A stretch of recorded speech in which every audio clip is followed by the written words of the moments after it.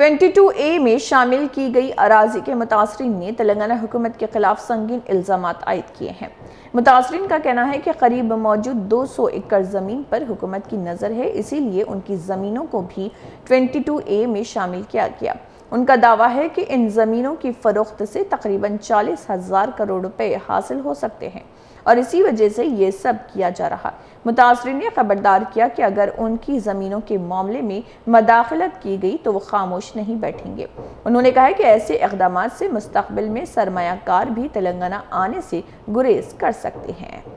ఇల్లు కట్టిరు 22A కింద government అంటున్నారు. బాధేస్తలేదు సార్, కష్టపడి కట్టుకుంటారు. అదేంటి రేపు రోడ్డు గీడుస్తాం, రానివ్వండి చూద్దాం ఎవడు వస్తాడు ఇక్కడికి. గవర్నమెంట్ వస్తే రోడ్డు దిగ్బంధం చేసి వాటి సంగతి ఏంటో చూస్తాం. కాలనీ అంతా వదిలిపెడతాం మేము. ఏం చెప్తారు రమ్మనండి ఇక్కడికి. రేవంత్ రెడ్డి కావచ్చు, అలా గవర్నమెంట్ కావచ్చు, ఏం చెప్తారు సార్? ఏం చెప్పట్లేదు, గవర్నమెంట్ వాళ్ళు ఎవడు రాడు ఇక్కడికి. పేపర్లో పెట్టి కూర్చుంటున్నారు అక్కడ. అక్కడికి మేము వెళ్తాం అని మేము వెళ్ళంగా, మేము ఎందుకు వెళ్తాం? ఎవరు పేపర్ లో పెట్టి కూర్చుంటారు.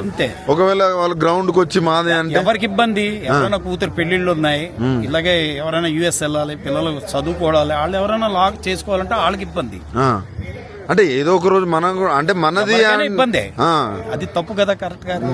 సరే, ఇదంతా ఇట్లా 22A ఇదంతా తీసుకొచ్చి ఈ భూములు ఎప్పుడో కొనుక్కున్న భూముల్ని ఇట్లా వేస్తే ఓ పక్క రాష్ట్రాల్లో లేకపోతే పక్క దేశాల్లో ఇక్కడ ఏ ల్యాండ్ కరెక్ట్ ఉంది, ఏ ల్యాండ్ లేదు అని రారు కదా డెవలప్. ఇప్పుడు అంతా ఎందుకు? ఇందులో పర్మిషన్ లేదు, ఇప్పుడు బిల్డింగ్ కడతానికి పర్మిషన్ లేదు, రిజిస్ట్రేషన్ లేదు. అట్లాంటప్పుడు సిటీ ఎట్లా డెవలప్ అవుతుంది? ఏమో ఆగిపోయింది, ఎక్కడికక్కడ ఆగిపోయింది. డెవలప్మెంటే లేదు, గవర్నమెంట్ ఇన్కమ్ లేదు. ఇప్పుడు గవర్నమెంట్ ఇన్కమ్ ఎక్కడ వస్తుంది? వాళ్ళు ల్యాండ్లు అమ్ముకుని ఇన్కమ్ తీసుకుంటాడు, అందుకనే. ఇప్పుడు అసలు ఈ 22 వెనుక అసలు గవర్నమెంట్ ఉద్దేశం